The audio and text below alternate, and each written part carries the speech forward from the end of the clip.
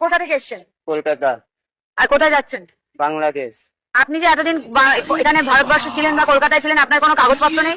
না, তো এখানে যে ছিলেন তাহলে কিভাবে ছিলেন? এমনি ছিলাম। আপনি বর্ডার পার করলেন কি করে? 30,000 টাকা নিতে পার হতে। 30,000 টাকা পার হয়ে গেছে।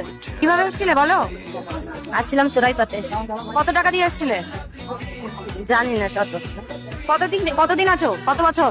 4-5 বছর। আর এই যে এখন চলে যেতে হচ্ছে, বাংলা আসছে না, বাংলাদেশে তাই চলে যাচ্ছে। এটা তো তোমাদের দেশ না, তোমাদের কেন? আমাদের দেশ না বলে তো আমরা চলে যাচ্ছি আমাদের দেশ। তাহলে আসছিলে কেন? এসেছিলাম পেটের দায়ে, গরিব মানুষ। বাংলাদেশে কাজ নেই? এরকম নেই। তো এই দেশেও তো কাজ নেই, তাই এই দেশের কাজেও তো তোমরা ভাগ বসাচ্ছিলে তাহলে। বসাচ্ছিলাম, চলে যাচ্ছি। কত টাকা দিয়ে আসছিলে চোরাইপথে? কিভাবে এসেছিলে? নদী পথে না? কিভাবে এসেছিলে? দালালের মাধ্যমে। দালাল কত নিয়েছিল? নিয়েছিল 8-9 হাজার। হ্যাঁ, 8-9 হাজার। 8-9 হাজার টাকা নিয়েছিল। যে সমস্ত মানুষগুলো বলেন যে আমরা বিজেপিকে ক্ষমতায় এনে ভুল করেছি, এই ভিডিওটা তাদেরই জন্য। আসলে বিজেপি সরকার ক্ষমতায় আসার পর পশ্চিমবঙ্গটাকে পশ্চিম বাংলাদেশ হওয়া থেকে বাঁচাচ্ছেন, যেটা তৃণমূল সরকার কখনো দেখতে পাননি। এই সমস্ত মানুষ যারা এত বাংলাদেশি আমাদের পশ্চিমবঙ্গে ছিল, যেটা আমরা কখনোই জানতে পারতাম না।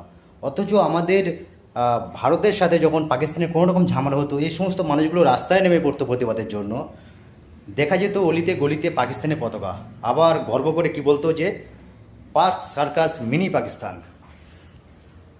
তো অনেক ধন্যবাদ শুভেন্দু বাবুকে এরকম কাজ করার জন্য। আশা করব আরও এরকম কাজ করবেন।